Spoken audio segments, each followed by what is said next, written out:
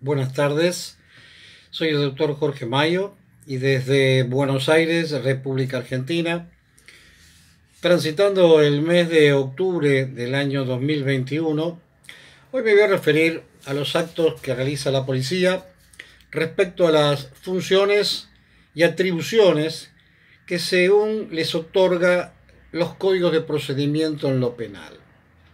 Nobleza obliga, antes de entrar en el tema, quiero advertir a todo aquel que me está observando que en cuanto voy a hablar en el video van a ser sobre funciones, las atribuciones y actuaciones prevencionales que otorga el Código de Procedimiento en lo penal y nada voy a decir de aquellas, a las cuales son muchas, que está relacionado con facultades, derechos, prohibiciones, inclusive obligaciones que les brindan las leyes orgánicas o leyes específicas de la profesión. Esto simplemente para no generar falsas expectativas al comienzo de esta charla. Para comenzar, quiero decirles que la policía no deja de ser una institución pública que entre otras importantes funciones que tiene está destinada a mantener el orden público, la tranquilidad social, la seguridad de los habitantes de la población que integran, resguardando de esa forma su integridad física y moral, como así también sus bienes y sus derechos. La policía está integrada por funcionarios y empleados jerarquizados, formados y entrenados debidamente para cumplir y hacer cumplir con las leyes que le incumben.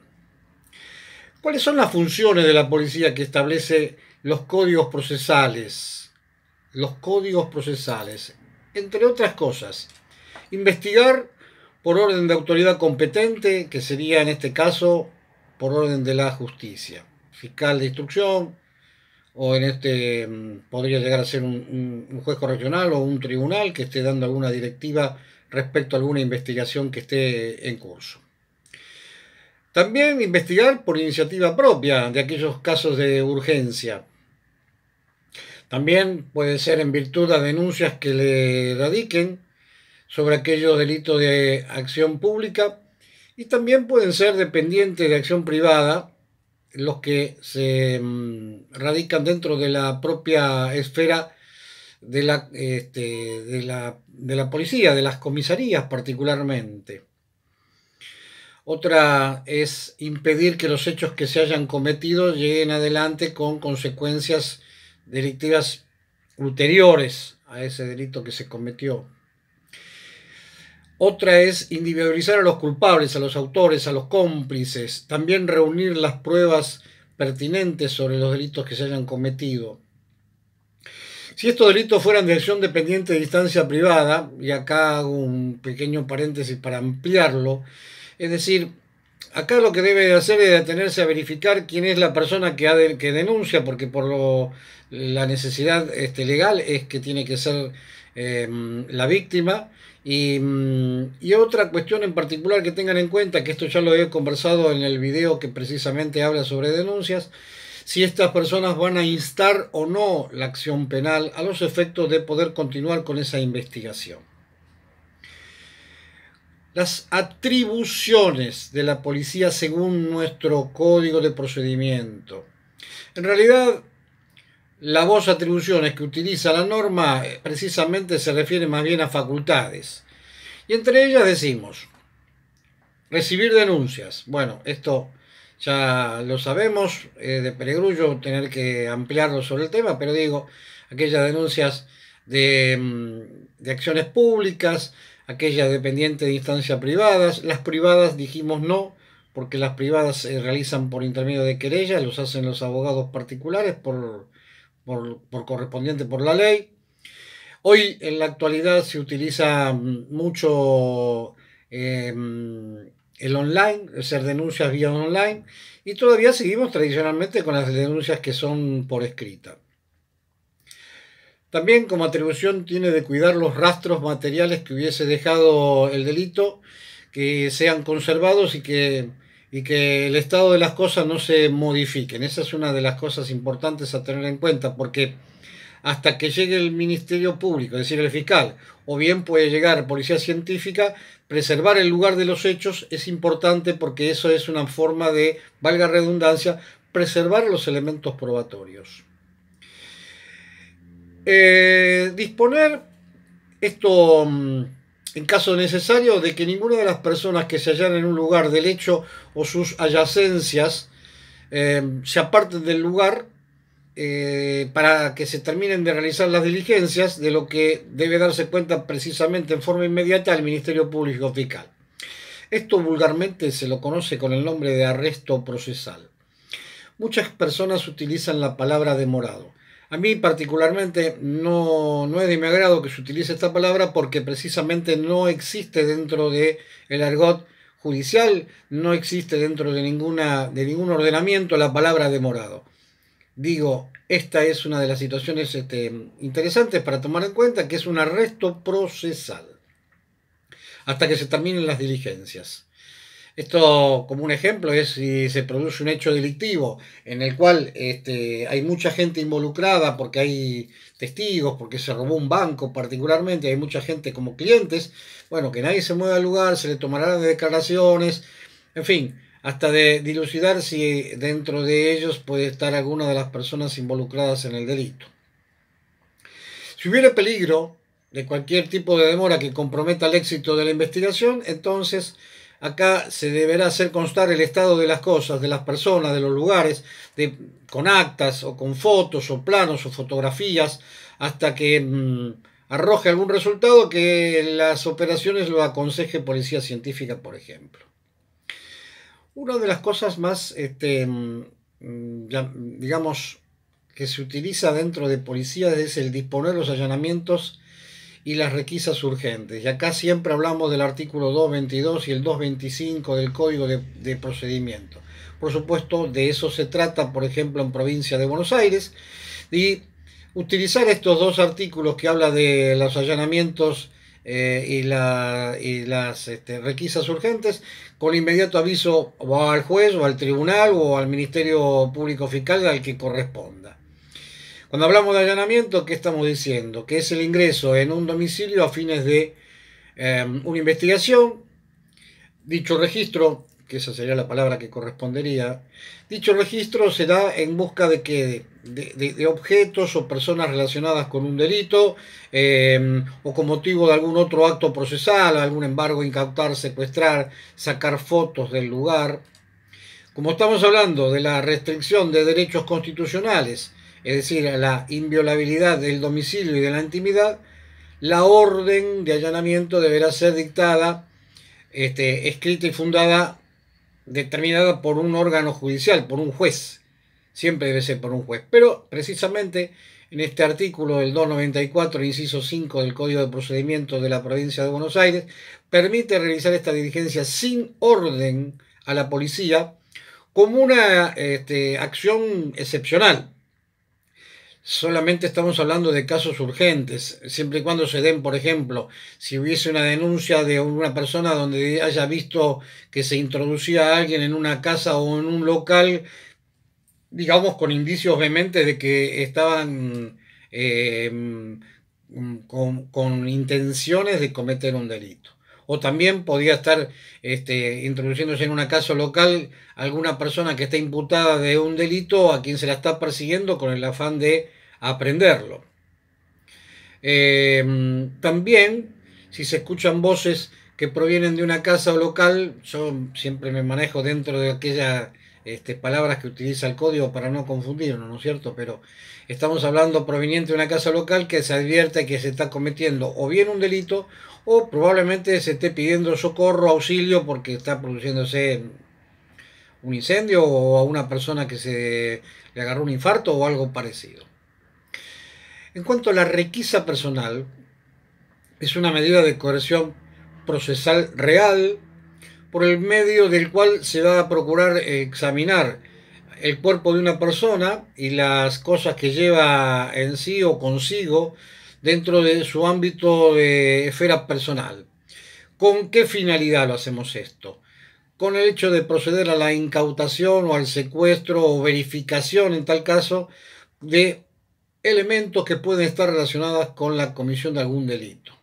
Como esta medida es una medida intrusiva, entonces estamos hablando de que tendría que ser una orden emanada y fundada por un juez, pero en este caso esta requisa personal podría ser dispuesta por la policía sin orden solamente en caso de urgencia, la cual por supuesto deberá ser luego fundamentada y motivada. Por otro lado, tenemos los operativos públicos de control. Acá estamos hablando que estos operativos son motivados en políticas tendientes a la prevención de los delitos. Por lo tanto, la policía podrá proceder a la revisión de los efectos que porten las personas entre sus ropas o que lleven en su poder de otra manera o lo tengan en sus vehículos en el cual se están movilizando. Y acá pueden proceder a los secuestros que sean de sumamente graves o urgentes o cuando, por ejemplo, podría estar peligrando el orden público. Todo esto estamos diciendo que puede ser constitutivo de elementos de un delito o instrumento de un delito o producto de un delito. Por supuesto, hay que tomar precauciones a los efectos de que esto no se plantee como una situación de nulidades. Por eso, en cualquier circunstancia se va a poder requisar el transporte de carga o el transporte público de pasajeros, cumplimentando lo que acabo de mencionar.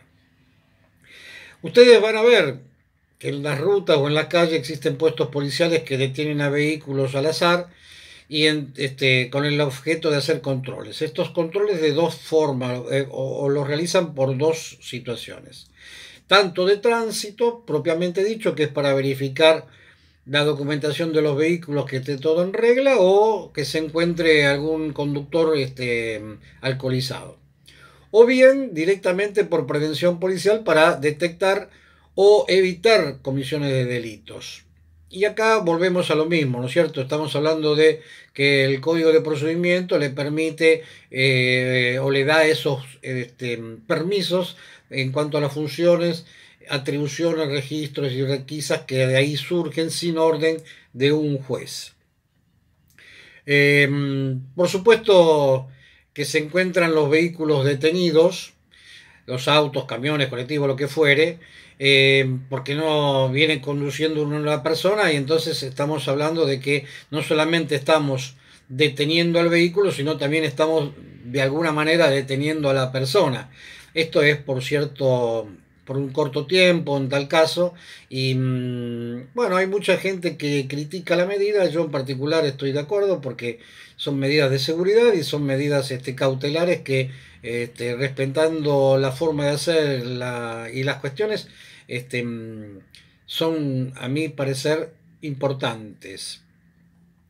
Ahora bien, bueno, tenemos que hablar también de que esta detención vehicular sea razonable y que se justifique respecto también a la persona y a ese vehículo determinado. Siempre estas cuestiones se tienen que hacer dentro de la vía pública o en lugares de acceso público.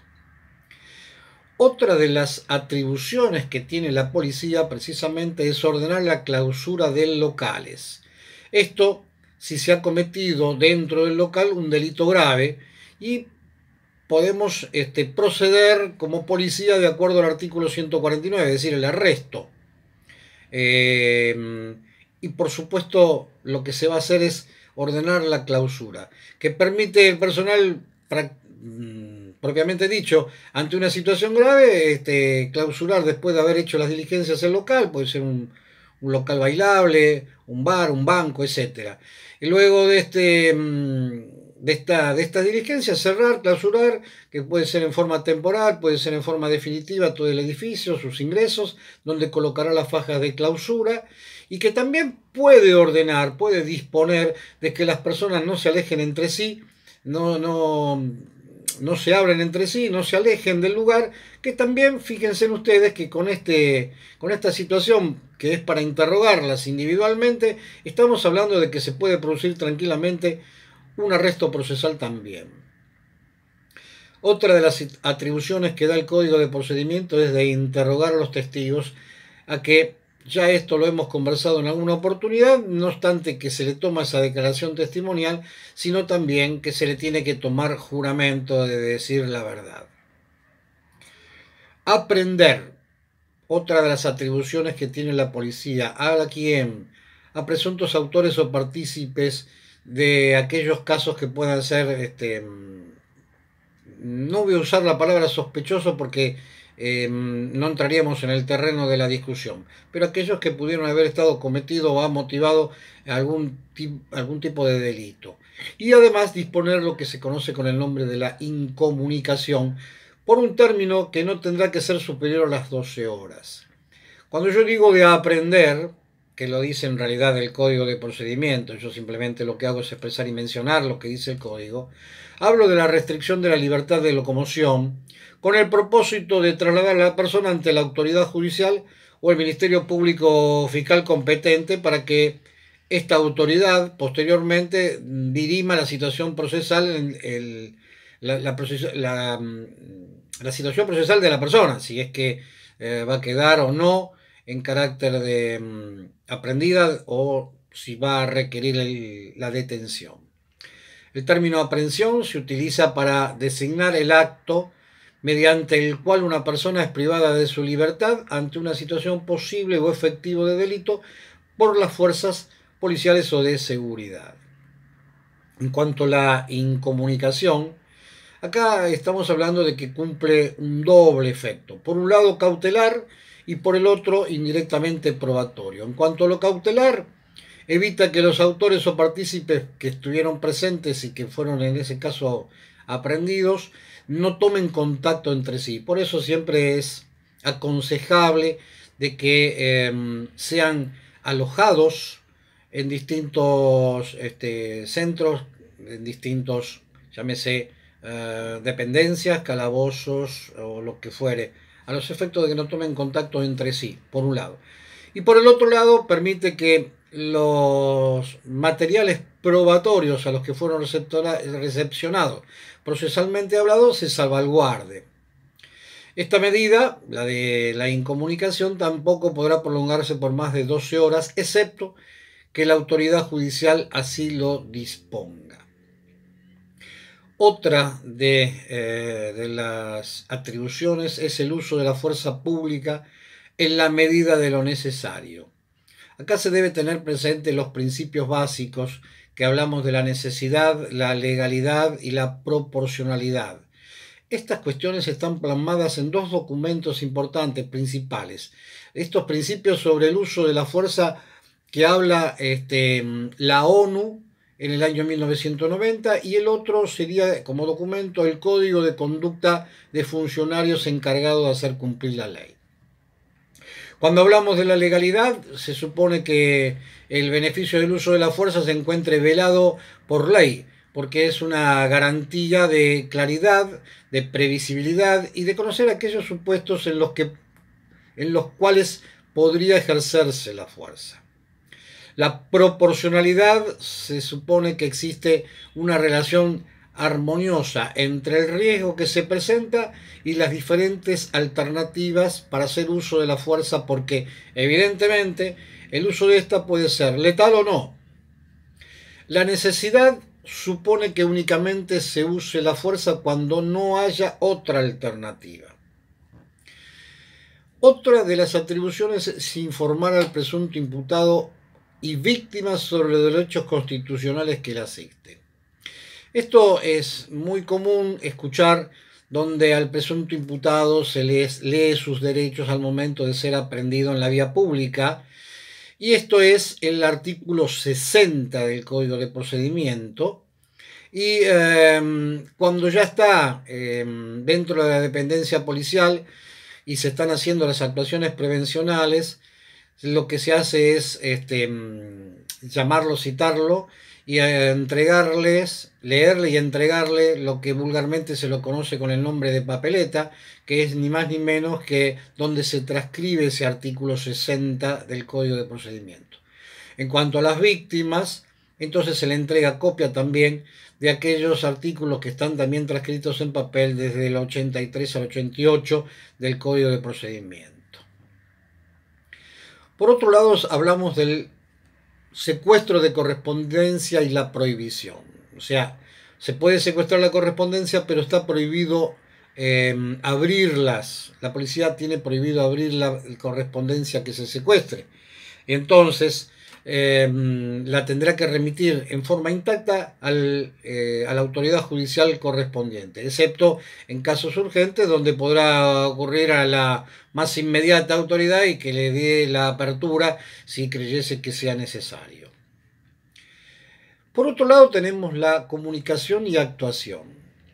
La policía deberá comunicar inmediatamente al juez de garantías, al agente fiscal y al defensor oficial en turno de todos los delitos de acción pública que llegaron a su conocimiento.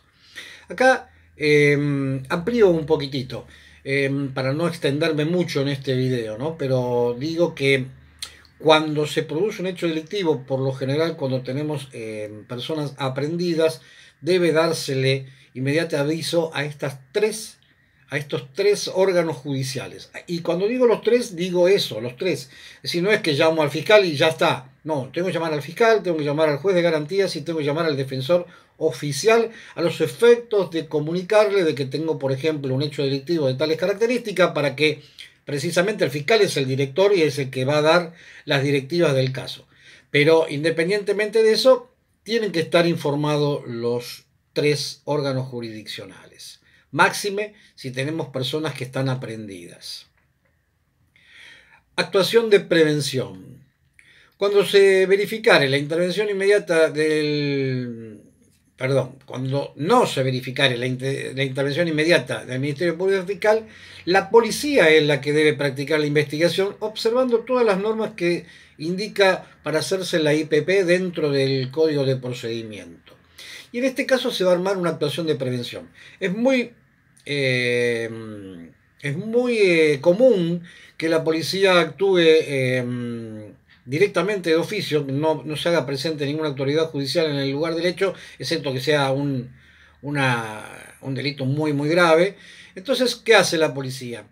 Hace una carátula que le va a poner como título actuaciones prevencionales y ahí va a poner el lugar, el día, la hora, el año, etcétera, etcétera. Pondrá los nombres, la profesión, el domicilio de las personas que declararon, si es que hicieron algún ambiental, etcétera, etcétera. ¿Por qué digo actuaciones prevencionales? Porque es lo que el código prevé. Mucha gente coloca el título investigación penal preparatoria. De ninguna manera. La investigación penal preparatoria es una facultad exclusiva del agente fiscal. La policía hará las actuaciones prevencionales, las elevará al agente fiscal en el momento oportuno. El código dice que dentro de los 3 días, de pronto, si estaba muy alejado del lugar, le daban entre 5 y 8 días. Hoy esas cosas no ocurren. Esto es del año 98. En la actualidad tenemos fiscalías que están descentralizadas, por lo tanto la policía acude a la fiscalía en forma inmediata. Normalmente se le alcanza al fiscal lo que se llama un parte preventivo, que sería un resumen, una síntesis del hecho. Con eso el fiscal debería tomarle declaración del artículo 308 como imputado. Por lo general esto no ocurre, se eleva directamente estas actuaciones prevencionales donde están las testimoniales, está la entrega de la papeleta, está el acta de procedimiento. Todo ese cúmulo de actuaciones se le eleva al fiscal a los efectos precisamente de que luego de ello comience con lo que se conoce con el nombre de la IPP o investigación penal preparatoria. Para ir terminando con este presente video, hablamos de las sanciones. Esto es importante también que se sepa, está dentro del artículo 298 del Código de Procedimiento en lo Penal, donde aquellos funcionarios policiales que violen disposiciones legales o las reglamentarias, omitan o retarden la ejecución de algún acto propio de su función, o no cumplan, o cumplan negligentemente con alguna situación, es decir, plazos o cosas por el estilo, pueden ser sancionados por el órgano judicial interviniente. Esto puede ser de oficio o a pedido de parte. ¿Qué quiero decir a pedido de parte? Que puede ser alguien que esté dentro del expediente judicial, llámese abogado, particular damnificado, testigo, quien fuere, pedirle sanción al funcionario policial Por supuesto, el órgano judicial, previo informe de este interesado, podrá aplicarle un apercibimiento, una multa que va a ir desde hasta 10 ius. Un ius significa es una unidad económica que se utiliza por los abogados y la justicia. Y también habla de un arresto de hasta 15 días, que tampoco eso ocurre a la medida de que estamos hablando del 98, existía otra ley orgánica dentro de policía y hoy no ocurre así. Pero sin perjuicio de esto, estamos hablando de que puede caber tranquilamente una suspensión o una cesantía, que eso sí lo va a disponer la autoridad de quien dependa, es decir, llámese la superintendencia que esté a cargo de ese personal, o tal vez que sea una OSA, un asuntos internos. Bien, estas son las atribuciones, son las funciones en cuanto a los códigos de procedimiento que tiene la provincia en particular para la policía. Vuelvo a repetir esto al finalizar este video, de que no estoy hablando de prohibiciones, de derechos, nada de eso. Solamente lo que está prescripto dentro del código de procedimiento. Bueno, con esto me voy despidiendo por el día de la fecha y espero de que sea de utilidad esta presentación. Les agradezco por haberme escuchado y hasta otro próximo encuentro. Adiós.